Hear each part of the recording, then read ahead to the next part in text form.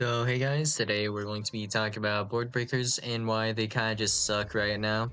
So, let's assume maybe we're playing, I don't know, could be Malice, Snake Eye, whatever, and we want to main deck Raigeki, and we can go over how many negatives we have for Raigeki over the positives, honestly. So, one positive, we could potentially get rid of an Appaloosa this way, and yeah, that's probably it. There's nothing really past this. So Raigeki on Appaloosa, and then yeah, that's about it. So against, let's go with, for example, Malice. If I Raigeki this, there is still going to be a white binder in the graveyard that can get a special summon, and that's kind of an interaction. And this will set up a MTP07 later in the turn. So yeah, you'll just get hit by this still. So that's a thing. And then there's also hand traps. You're not really saved at all from hand traps, so yeah. Let's assume maybe we're playing Tenpai. I will normal swim Hydra, activate Hydra effect. Even after I removed all their back row, and also just all their back row, all their monster effects, whatever, like everything visible on the field essentially. Oh, I got hand trapped. Well, damn. Guess I lose now.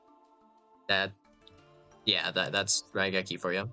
But let's assume we're playing a going first deck. Okay. I have opened Raigeki, but I'm going first.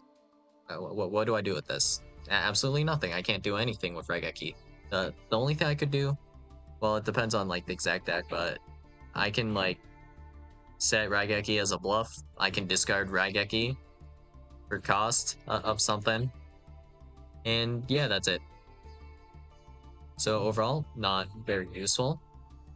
And then, well, Mouse isn't the best example of this, but against like Snake Eye, against yugioh, Vanquish Soul, even there are just a lot of decks where if we just Raigeki them, they still have plays afterwards, like just follow plays, and that's where Raigeki, you know. What about evenly matched? Depending on the exact deck, you know, like what was it, like Snake Eye Fire King or whatever? They have plays after evenly matched either way. This can eat up some interactions, but you know what could have also ate up interactions? Like technically Ash Blossom Joe Spring or whatever relevant hand trap we could have dropped on whatever our opponent's playing. And what's much better than like a Raigeki in this case, like let's go with yugioh, for example, okay? So if we start with normal summon Simsar D Lotus, do you guys know what this ended on? I don't know what it ends on currently, because I'm pretty sure that ends with an Omni Negate, but you might go into some Fiendsmith stuff, so it's like freaky, but I don't really care too much. For the most part, we're going to just be talking about yugioh on release in for this context, I guess. So this ends on Unchained Soul of Rage. You have the back row, you have Yama in the graveyard. We have Phantom of yugioh plus Appaloosa. So here we could clear out Appaloosa. We also clear, I guess, Phantom of yugioh. But our opponent will still have access to Unchained Soul of Rage. And potentially the pop from the back row, if that is relevant. So essentially 3 interactions off of just the Unchained Soul of Rage, which will come back because of Yama effect. And if we were to specifically do evenly, they only lose the trap, which is terrible. And if they only lose the trap, they still have Appaloosa plus the Unchained Soul of Rage. So, not great. And the Unchained Soul of Rage links off one of your special summon monsters, makes SP, then banishes one of your cards, and then SP can use its other banish effect for 3 interactions. And also, you're just cooked at this point, kinda. Because, you know, this was a 1-card combo. Epic reminder of that. That means your opponent has 4 hand cards, and they weren't engine. Probably. Not all of it was engine, right? So we're expecting to get hand trapped at least 2 to 3 times. So off of just the Raigeki, we're looking at getting interrupted like 5 times, potentially 6 times afterwards, after dropping a Raigeki. So right now it doesn't feel that efficient, but okay. How about this? Normal summon Samsara D Lotus, and then I drop Imperm on this. I drop Ash Blossom Joy Spring on this. How many interactions now? 0. In terms of the endboard, they don't have anything, but they still have the hand traps, of course. So that would be like 2 to 3 interactions that we have to play through, which is less than 5.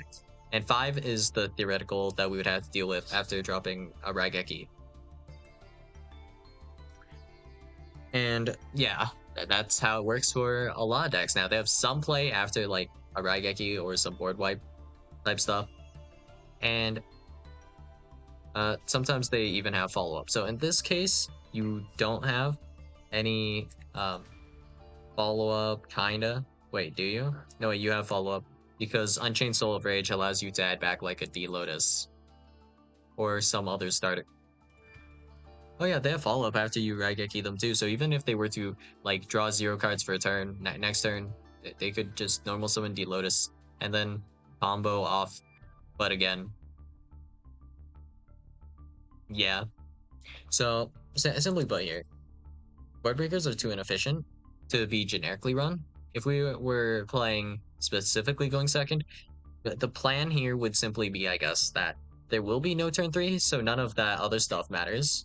So we just need to focus on getting game on that turn, I guess. Which is something. It's not necessarily going to be the greatest form of something, but, you know, I'd say it's something. So, alright. If we were to want to generically run some generic cards that could be used for board breaking, I think you have to take the kind of same approach as you did with hand traps and make it so that your kind of board breakery cards here are also useful going first. So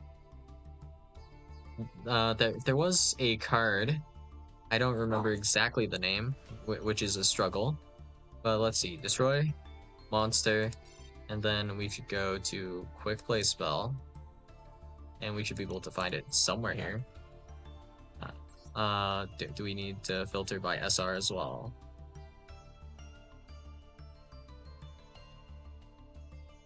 Not this card. Over exaggeration. Wait, what's this do? This seems pretty terrible. Immigrate charge, 7th force, realm eulogy, not quite, wavering eyes, soulful guard symphony,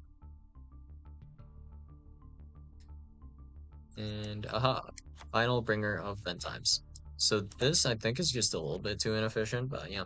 Target 1 monster you control and 1 card your opponent controls, destroy them. So this has some potential, but I mean, it's kind of still iffy. You'd only really play this as a 1-of, I feel. Somewhat true, I guess. So we have target 1 monster you control and 1 card your opponent controls, destroy them. So going first, this would have potentially 2 different usages. So we could, let's assume our opponent is trying to activate infinite impermanence on us. We can Final Bringer to destroy our monster and then dodge infinite impermanence that way. So it'd be like, for example, chain 1, Spirit of Yubel, chain 2, Imperm, chain 3, Final Bringer. And then there's also the potential of, if nothing happens, we can just set Final Bringer of the End Times, and this is still going to be an interruption for next turn. We can destroy one of our opponent's cards generically.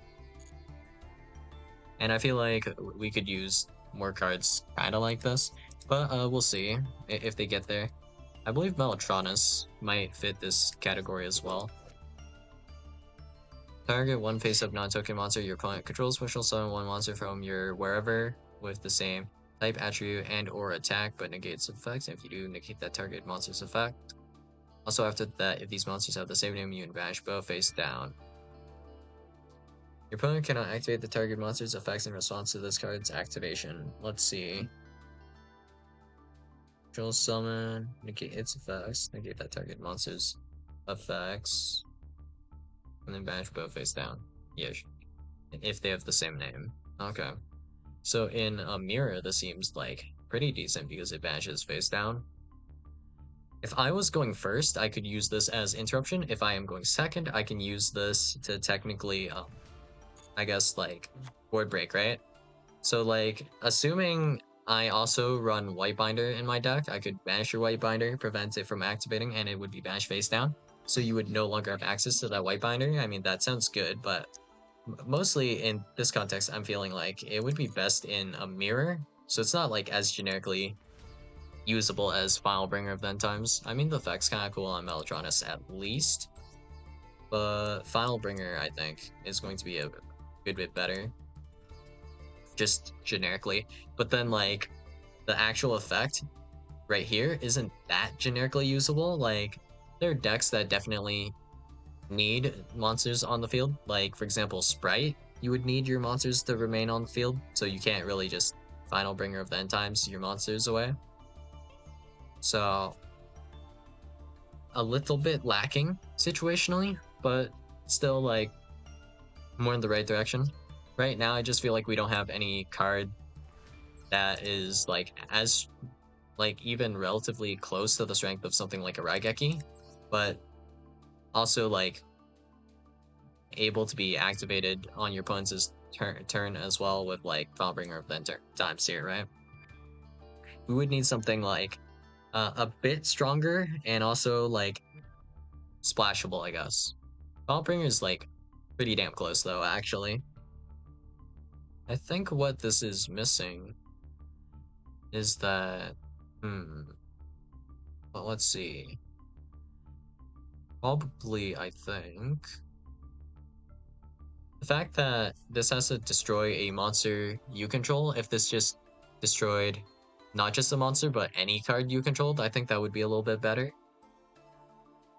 Or this just destroyed any card either in your hand or field, that would be a little bit better as well. Then we could, like, Filebringer some cards to dodge, like, a targeted negate. Like, for example, Desiree could be dodged with this potentially, and I think that'd be pretty solid. If we were to use this against, like, a Desiree, you can imagine this, I guess, right?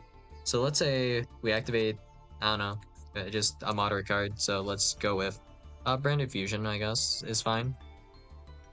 Chainlink 1, Branded Fusion. Chainlink 2, Desiree effect to negate Branded Fusion. Chainlink 3, Filebringer of the End Times to pop, I don't know, like Appaloosa maybe, and also pop Branded Fusion. So you can negate this after it's resolved, I think. So that doesn't really negate anything anymore. And then Brand Fusion still resolves, your Appo's gone, you have no more Desiree negate, and that's absolutely cooking. And if we were going first, you know what, we can just set this and chain this to one of our traps activating for, like, extra removal without having to remove some of our bodies on the field. And that's probably, like, just being able to destroy one of the cards you control would be a significant boost already, but, like, if you're able to destroy something in hand, we could use this to potentially start some plays as well. Like, with Dino, it doesn't matter where you pop the baby from, if you just pop the baby, that would help you out. And also, this would help you against, like, certain kind of annoying situations, like with Snake-Eye Doom Dragon, and also Flambridge putting some of your cards that you don't want to be, like, just kind of stuck in your back row, you could pop those as well. And that'd be helpful in that context as well. So, yeah. If we look at, like, Harpy's Feather Duster, I think that's still, like, fine, at least.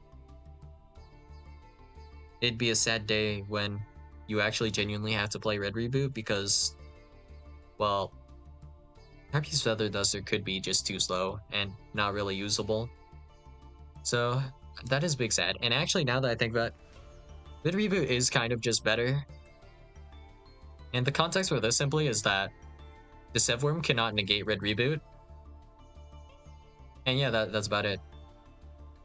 Whereas if I were to Harpy Feathered Stuster to try to get rid of the back row, that doesn't really work, does it, huh? Well, that hurts me on kind of a spiritual level to think about. Having to play Red Reboot for like a reason like that. Alright, then. So, yeah, that's all I got for you guys today. And hopefully, we get some more relevant board breakers. Does a quick effect Kaiju seem a bit overkill?